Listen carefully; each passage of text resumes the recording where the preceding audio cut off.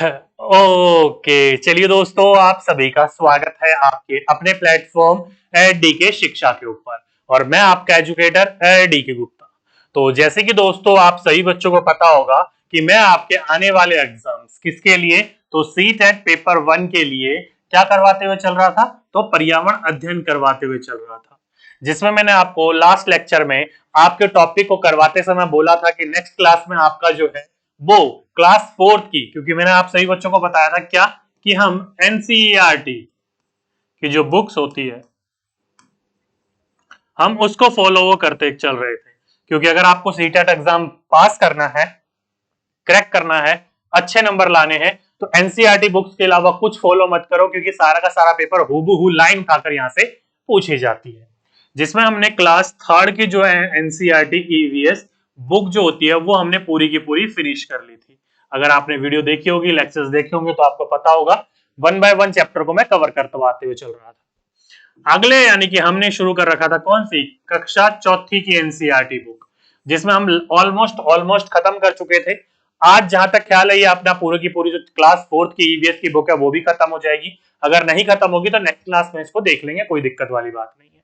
ठीक है, तो आज दोस्तों हम जो क्लास 4th की एनसीईआरटी बुक को फॉलो करते हुए चल रहे थे, उसके अंदर जो आज टॉपिक करने वाले हैं दोस्तों, वो करने वाले हैं सीटेट के सिलेबस के according things we may can do.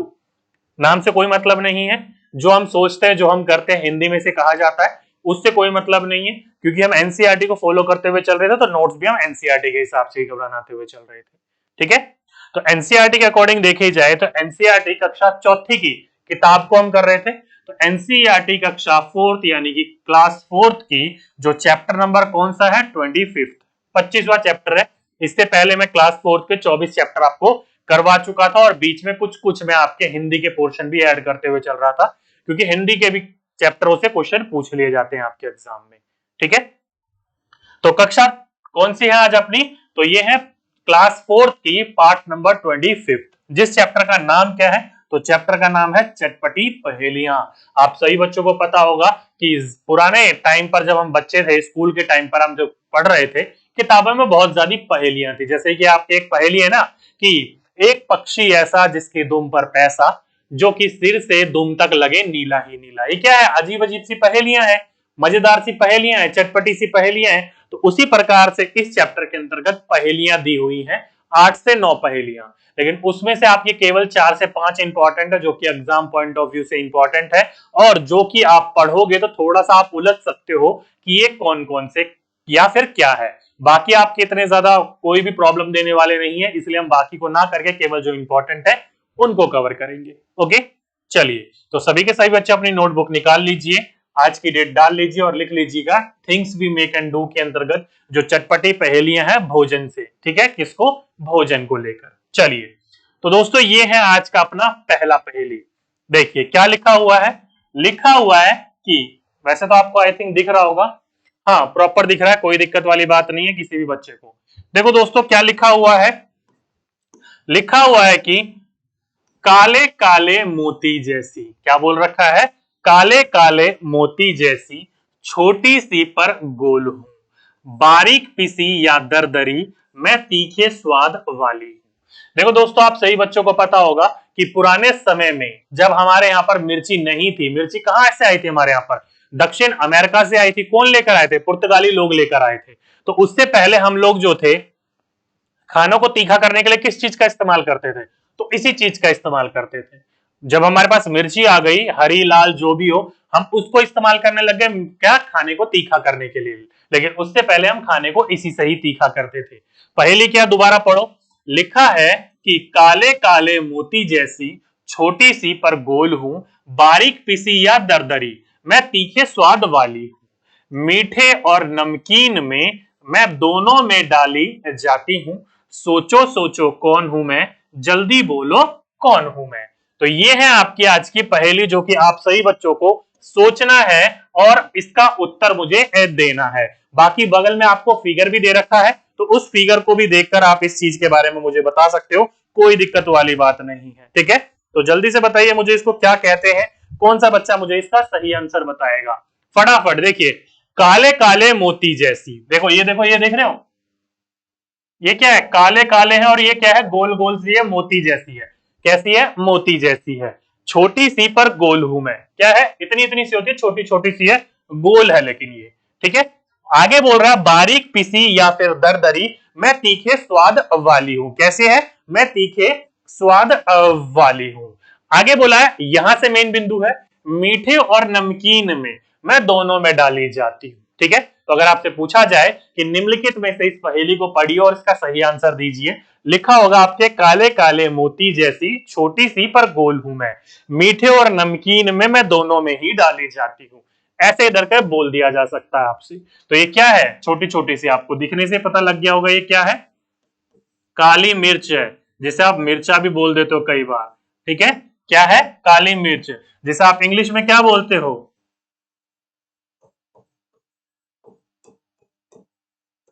क्या बोलते हैं इंग्लिश में, ब्लैक पेपर। क्या बोलते हो, काली मिर्च यानी कि ब्लैक पेपर। ये क्या है, काली मिर्च यानी कि ब्लैक पेपर। ठीक है, तो अगली बार आपके एग्जाम में पूछा जाएगा तो आपको इस चीज के बारे में पता होना चाहिए। सभी बच्चे समझ गए, कोई दिक्कत वाली बात नहीं है यहां तक, जल्दी से बताइए, कोई दिक्कत। चलिए, तो पहली ध्यान रखिएगा, बोला जाएगा काले काले मोती जैसी छोटी सी पर गोल हूं मैं, बारीक पीसी या दरदरी। देखा होगा ना, कई बार आप इसे बारीक पीस लेते हो, पाउडर जैसा बना लेते हो, और कई बार दरदरी पीसी जाती है, जो कि हैंड ग्रेन भी किया जाता है, मतलब हाथ से ही पीस लिया जाता है, तो दरदरी सी होती है। मैं तीखे स्वाद वाली हूँ, काली मिर्च कैसी होती है, तीखे स्वाद वाली होती है। खाना हम पहले इसी से ही तीखा करा करते थे। ठीक है, तो ये सारी की सारी आपको पहली पूरी लाइन आपको ध्यान रहनी चाहिए। कहीं से भी कोई सा भी बिंदु देखने को मिलेगा आपके एग्जाम में, तो आपको पता होना चाहिए कि ये ब्लैक पेपर की बात कर रहा है, काली मिर्च की बात कर रहा है। ठीक है, चलिए आगे देखिए, एक बिंदु लिखा हुआ है, क्या लिखा हुआ है, कि मैं हूं कुट्टन। क्या लिख रखा है, कि मैं हूं कुट्टन, मैं केरल में रहता हूं, मेरे घर के आंगन में मसालों का बगीचा है। क्या बोल रहा है, कि एक लड़का है, बोल रहा है मेरा नाम क्या है, कुट्टन, जो कि मैं कहां रहता हूं, केरल में रहता हूं। कहां रहता हूं, केरल में रहता हूं। और बोल रहा है कि मेरे घर के आंगन में ही, कहा, मेरे घर के आंगन में ही एक बगीचा है, किसका, मसालों का। आगे बोल रखा है कि वहां पर तेज पत्ता, छोटी इलायची, बड़ी इलायची, काली मिर्च आदि को उगते देखता हूं। देख सकते हो, काली मिर्च यहां पर भी है और यहां पर भी है। तो क्या बोला गया कि ये कुट्टन है, जो कि केरल का रहने वाला है, इसके घर के आंगन में ही एक बगीचा है मसालों का। आम बगीचा नहीं है, मसालों का बगीचा। हर किसी घर के आंगन में मसालों का बगीचा नहीं होता है।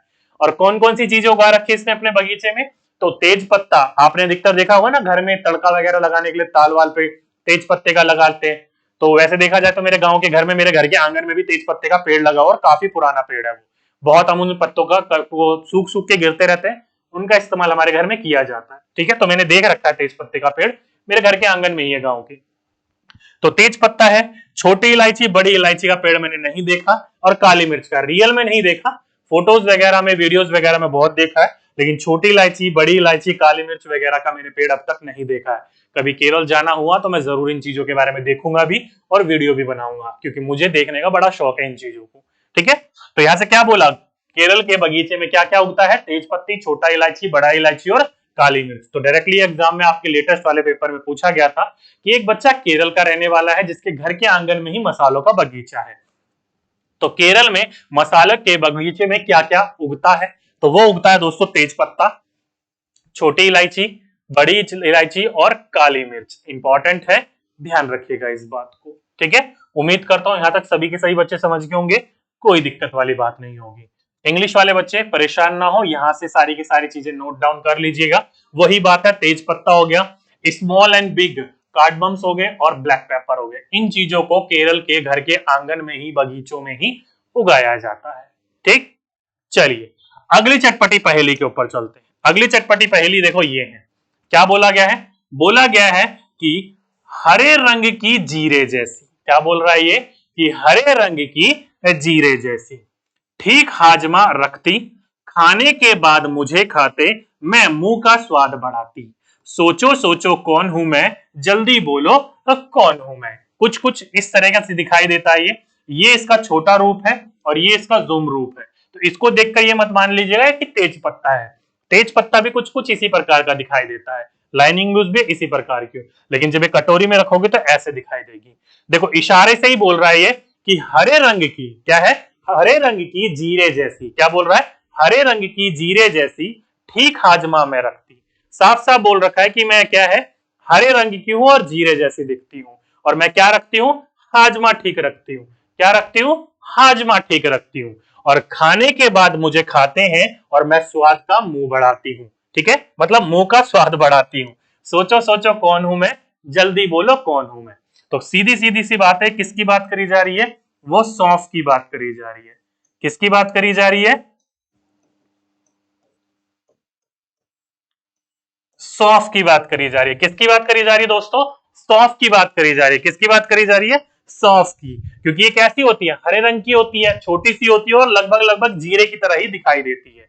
ठीक है, तो डायरेक्टली ये कैसी हुई, सौंफ की तरह हुई। ठीक, आगे आपसे बोल रखा है कि मैं क्या करती हूँ, ठीक हाजमा रखती हूँ। आपने अधिकतर देखा होगा होटल्स वगैरह में या घर में जब मेहमान वगैरह आते हैं तो उनको खाने के बाद हम क्या देते हैं, यही देते हैं, सौंफ वगैरह, मीठी जिसे बोल सकते हो, कोटिंग करी हुई या नॉर्मल, इसको खाया जाता है ताकि हाजमा जो है वो ठीक रहे। तो अगली बार पूछा जाएगा आपसे कि हरे रंग की जीरे जैसी ठीक हाजमा रखती, खाने के बाद मुझे खाते में मुंह का स्वाद बढ़ाती। तो ये किस चीज की बात कर रहा है, तो दोस्त ये सौंफ की बात कर रहा है। किसकी बात कर रहा है, सौंफ की बात कर रहा है। ओके, इंपॉर्टेंट बिंदु है, ध्यान रखिएगा, पूछा जाएगा आपसे तो आपको पता होना चाहिए।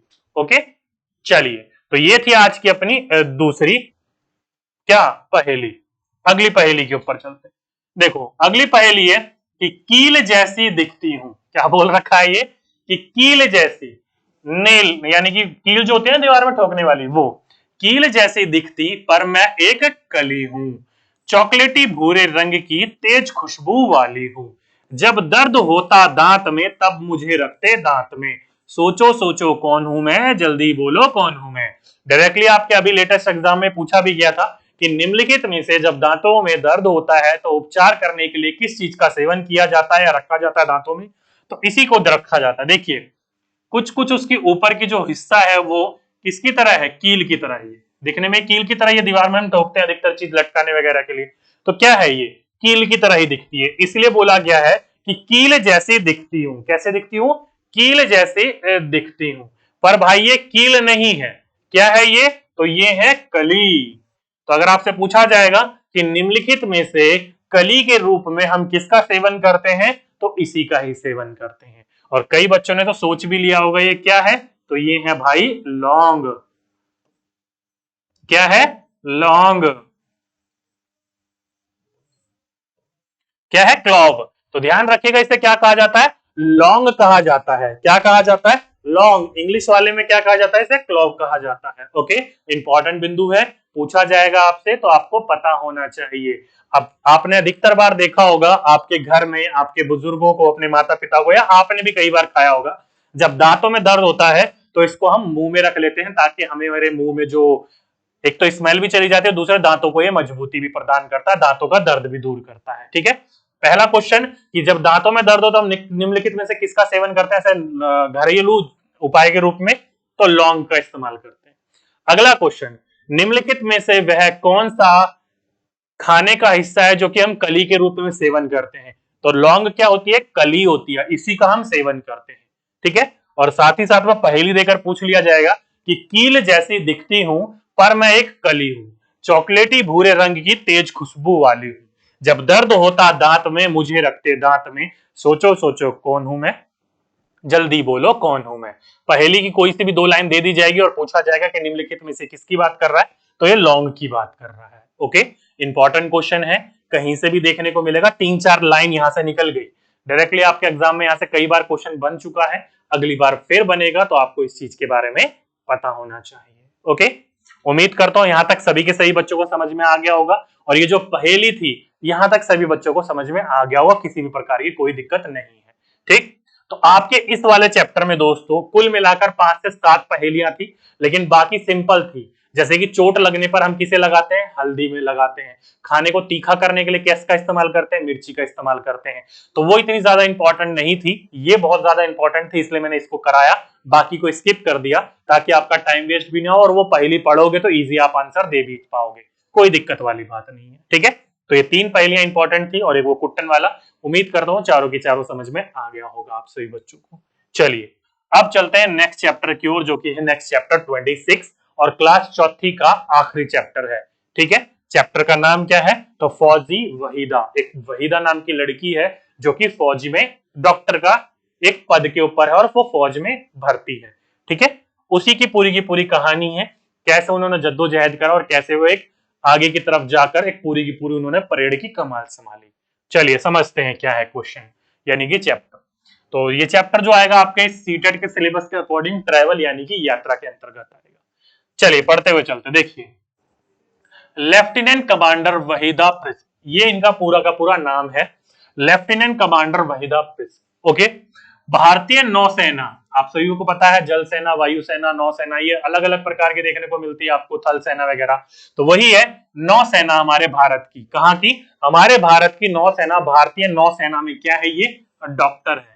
क्या है ये? तो ध्यान रखिएगा दोस्तों, ये जो है इंडियन नेवी, जो हमारी नेवी फोर्स होती है, इंडियन नेवी है, उस नेवी के अंतर्गत डॉक्टर के पद पर है। किसके पद पर है? डॉक्टर के पद पर है। और नौसेना की समुद्री जहाजों पर काम करने वाली गिनी चुनी महिलाओं में से एक है। और ये पहली महिला है जिन्होंने एक पूरी की पूरी परेड की कमान संभाली। आप सही बच्चों को पता होगा, गणतंत्र दिवस हो गया, स्वतंत्रता दिवस हो गया, इन दिवसों के ऊपर अलग अलग जो हमारी सेनाएं हैं उनके द्वारा परेड करवाई जाती है, की जाती है। ठीक है, तो ये एक हमारी इंडियन वुमेन, पहली इंडियन वुमेन बनी जो जिसने पूरी की पूरी एक परेड की कमान संभाली थी। जैसे कि आप यहाँ पर ये देख रहे हो, इनकी कुछ इमेजेस हैं और इनके पीछे फौजी वगैरह चल रहे हैं। तो ये हमारी भारत की पहली महिला बनी जिन्होंने पूरी की पूरी एक परेड की कमान संभाली। तो अगर आपसे पूछा जाएगा कि निम्नलिखित में से वह कौन सी महिला है जिन्होंने भारतीय नौसेना के अंतर्गत रहते हुए एक भारत की पूरी किसकी परेड की कमान संभाली थी, तो वो थी लेफ्टिनेंट कमांडर वहीदा प्रिंस। इन्होंने ही पूरी की पूरी भारतीय नौसेना में क्या करा था? एक पूरी की पूरी परेड की कमान संभाली थी। ठीक है, इंपॉर्टेंट है, ध्यान रखिएगा। और ये जो नौसेना होती है वो समुद्रों पर 6-6, 7-7 महीने में चल रहती है, और उस बीच में अगर नौसैनिक जो है उनको किसी भी प्रकार की कोई समस्या आ जाती है, हेल्थ वेल्थ बिगड़ जाती है, तो वहां पर डॉक्टर भी होते हैं उनको ठीक करने के लिए। तो यही वह उनमें से गिनी चुनी महिलाओं में से थी जो जहाज यानी कि शिप पर, पानी वाले शिप पर काम किया करती थी एज ए डॉक्टर के पोस्ट पर। ठीक है, आगे चलते हैं। आगे चले, पूछ देखा जाए तो ये कहां की रहने वाली थी? तो ये जम्मू कश्मीर की रहने वाली थी। कहां की रहने वाली थी? जम्मू कश्मीर की रहने वाली थी। जम्मू कश्मीर की राजौरी जिले में, क्या है? जम्मू कश्मीर में एक जिला है राजौरी, वहां पर एक छोटा सा गांव है थाना मंडी नाम का। क्या नाम है? थाना मंडी नाम का एक छोटा सा गांव है, वहां की ये रहने वाली है। और स्कूल के समय कैंपों में भी ये क्या करती थी? भाग लिया करती थी। स्कूल में आपने देखा होगा ना, एनसीसी वगैरह के कैंप वगैरह लगते हैं, उन कैंपों में भी ये क्या लिखा करती थी? भाग लिया करती थी। और पहाड़ों पर भी चढ़ती थी ये। और जो गर्ल गाइड होती हैं वो भी थी। देखा होगा ना आपने, जो पूरे के पूरे कैंप को वगैरह को ट्रीट करती हैं, गाइड करती हैं। ठीक है, तो गर्ल गाइड के रूप में भी थी। और नौसेना के हर जहाज पर अस्पताल यानी कि हॉस्पिटल होता है तथा फर्स्ट एड भी दी जाती है। तो उसी के रूप में आगे जाकर इनका उस डॉक्टर के पद पर इनको देखा गया, देखने को मिला। जब इनसे पूछा गया कि आप नौसेना में डॉक्टर कैसे बन गई, तो इन्होंने बोला कि काफी काफी इन्होंने क्या करी थी? जद्दोजहद करी थी। साथ ही साथ में जो इनकी बहनें हैं वो भी ऑलरेडी, कोई वकील है, कोई जम्मू की पुलिस के अंतर्गत भर्ती है, क्योंकि इनके पिताजी चाहते थे कि अलग अलग जो इनकी बहनें हैं वो अलग अलग पद पर देखने को मिले हमारे सरकार की, हमारे देश की सेवा करने में। तो इनकी जो एक बहन है वो जम्मू की पुलिस के अंतर्गत भी है और ये खुद नौसेना के अंदर डॉक्टर भी है। ओके, तो इन्होंने कहा इसके लिए मुझे काफी मेहनत करनी पड़ी। पहले मैंने अपने लोकली जाकर कॉलेज पास किया, फिर मैंने अपना एमबीबीएस का एडमिशन लिया और 5 साल उसमें कड़ी मेहनत करने के बाद मुझे डॉक्टर की उपाधि मिली, और जब जाकर मैं अपने नौसेना के अंतर्गत डॉक्टर के रूप में क्या हुई? सेलेक्ट हुई। और काफी अच्छा उनका वहां पर ये काम भी था। तो पूछा जाएगा कि लेफ्टिनेंट कमांडर वहीदा प्रिंस जो है कहां की रहने वाली थी? तो जम्मू की राजौरी जिले की थाना मंडी के एक छोटे से गांव की रहने वाली थी। ठीक है, ध्यान रखेगा इस बात को। आगे चलें, आगे चलें तो जब परेड होती है तो लीडर के पीछे 4 टुकड़ियां चलती हैं। आप सही बच्चों को पता होगा, परेड जब होती है, आपने 26 जनवरी या किसी ना किसी मौके पर टीवी पर जरूर देखी होगी, जो लीडर होता है, जैसे कि इनकी जो लीडर थी वो कौन थी? तो लेफ्टिनेंट कमांडर वहीदा प्रिंस थी। ठीक है, तो वो लीडर थी। उन लीडर के पीछे कितनी टुकड़ियां चलती हैं दोस्तों? 4 टुकड़ियां चलती है।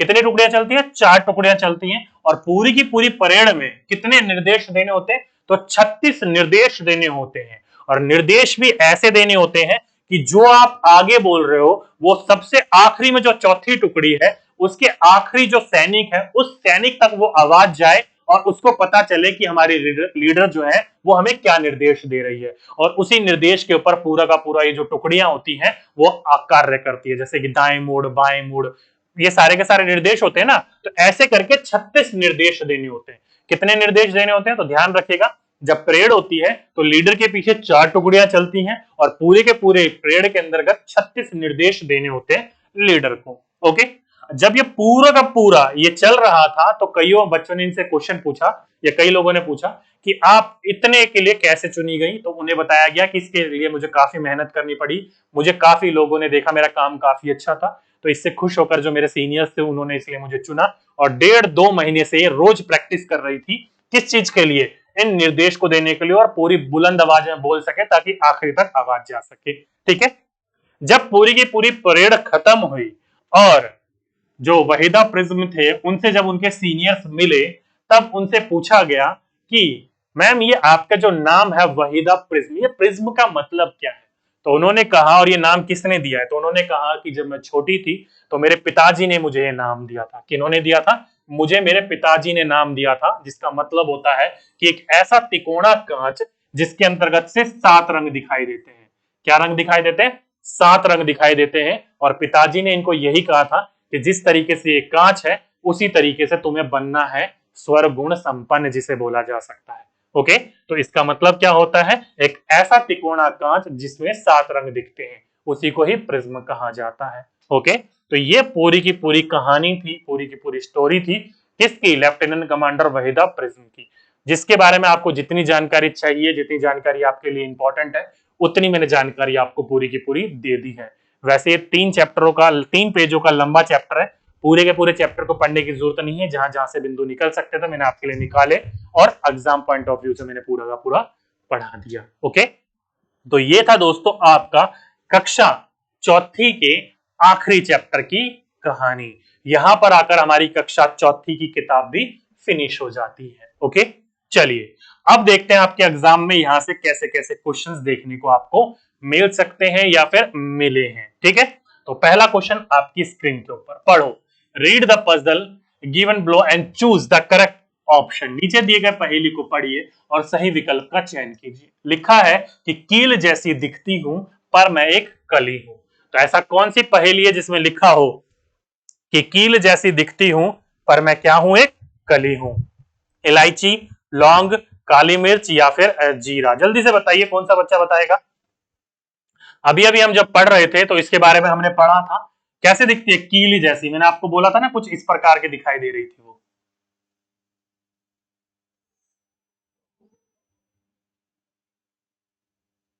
ऐसी दिखाई दे रही थी ना, तो कील जैसी दिख रही है। तो कील जैसी दिखती है लेकिन कील ना होकर वो क्या है? एक कली है। हम कली के रूप में उसका सेवन करते हैं। और वो क्या है? तो वो है लौंग। क्या है?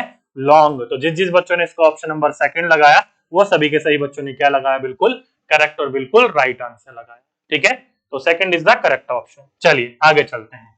अगला क्वेश्चन, एक ऐसे मसाले का नाम बताओ जो कि हम या हमारे हाजमा को सही रखता है। तो जल्दी से बताइए, निम्नलिखित में से ऐसा कौन सा स्पाइस है या फिर मसाला है जो कि हमारे हाजमे को सही रखने के लिए इस्तेमाल किया जाता है? या फिर पहेली के रूप में बोला जाए तो हरे रंग की दिखती हूं जीरे जैसी पर मैं क्या हूं? जीरा नहीं हूं। ओके, तो निम्नलिखित में से कौन सा है? खाने के बाद मैं खाई जाती हाजमा जो मैं ठीक रखती हूं। तो हाजमा ठीक रखने के लिए इस्तेमाल किया जाता है किसका? सौंफ का। तो option number 2 is the right answer. जिस जिस बच्चों ने लगाया 2 वो सभी के सही बच्चों ने बिल्कुल करेक्ट और राइट आंसर लगाया। ओके, तो 2 is the correct option and right option. चलिए अगला क्वेश्चन क्या बोला है कि एक ऐसे मसालों या मसाले का नाम लिखो जो नमकीन और मीठे दोनों चीजों में डाला जाता है। तो जल्दी से बताइए कि निम्नलिखित में से ऐसा कौन सा मसाला है जो नमकीन यानी कि सॉल्टी एंड स्वीट यानी कि मीठे दोनों चीजों में डाला जाता हो। तो option number A, option number B, option number C या फिर ऑप्शन नंबर डी? कौन सा बच्चा बताएगा? जल्दी से बताइए दोस्तों। चलिए तो दोस्तों अभी अभी हमने पढ़ा था कि काली मिर्च यानी कि ब्लैक पेपर जो होता है इसको मीठे और नमकीन दोनों में डाला जाता है। तो जिस जिस बच्चों ने ऑप्शन नंबर सी लगाया वो सभी के सही बच्चों ने क्या लगाया, बिल्कुल करेक्ट और बिल्कुल राइट ऑप्शन लगाया, कोई दिक्कत वाली बात नहीं है। ओके, चलिए अगला क्वेश्चन क्या बोला गया कि निम्नलिखित में से किस राज्य को मसाले का राज्य कहा जाता है। तो दोस्तों अभी हमने पढ़ा था कि वो बच्चा जो है अपने घर के अंतर्गत ही मसालों को इस्तेमाल कर रहा था, मसालों को उगा रहा था, चाहे तेज पत्ता हो, छोटी इलायची हो, बड़ी इलायची हो, वो अपने घर के अंतर्गत ही काली मिर्च वगैरह उगा रहा था। तो इसलिए सबसे ज्यादा कंज्यूम करने वाला मसालों का वो भारत देश ही है और सबसे ज्यादा उत्पादन करने वाला भी भारत देश, जिसमें से केरल को क्या कहा जाता है, मसालों का राज्य यानी कि स्पाइसेस ऑफ किंगडम कहा जाता है। ओके, तो ऑप्शन नंबर थर्ड, क्योंकि वो केरल का ही रहने वाला था, अपने घर के आंगन में उगा रहा था सब कुछ। तो ऑप्शन नंबर थर्ड, जिस जिस बच्चों ने, जिस जिस भाइयों ने ऑप्शन नंबर थर्ड लगाया वो सभी के सही बच्चों ने बिल्कुल करेक्ट आंसर लगाया। ठीक है, अगला क्वेश्चन बोला गया है कि गणतंत्र दिवस परेड में कितने तरह के निर्देश दिए जाते हैं। अब देखो दोस्तों, गणतंत्र दिवस मान लो या रिपब्लिक डे मान लो, कोई सी भी मान लो, उसके अंतर्गत जो परेड होती है, परेड में कितने प्रकार के निर्देश दिए जाते हैं। जैसे कि अभी जो थी लेफ्टिनेंट कमांडर वहीदा प्रिज्म, ये जो पूरे के पूरे परेड को क्या कर रही थी, कमान संभाल रही थी, लीडर थी, इसके पीछे 4 टुकड़ियां चल रही थी। उन 4 टुकड़ियों को कितने प्रकार के निर्देश देने हो रहे थे, इसको 36 प्रकार के निर्देश देने हो रहे थे। तो ऑप्शन नंबर थर्ड, जिस जिस बच्चों ने लगाया ऑप्शन नंबर थर्ड वो सभी के सही बच्चों ने बिल्कुल करेक्ट और राइट ऑप्शन लगाया। ठीक, चलिए आगे चलते हैं। अगला क्वेश्चन बोला गया है कि लेफ्टिनेंट कमांडर वहीदा प्रिज्म यह भारतीय नौसेना में डॉक्टर है, निम्नलिखित में से किस राज्य की रहने वाली है। तो सीधा सीधा क्वेश्चन ये है कि जो लेफ्टिनेंट कमांडर वहीदा प्रिज्म थी वो कहाँ की रहने वाली थी। तो मैंने अभी अभी आपको बताया था, वो छोटा सा एक गांव है थाना मंडी, कहां पर, तो राजौरी जिले में। राजौरी जिला कहां है, तो जम्मू में, तो जम्मू की रहने वाली थी।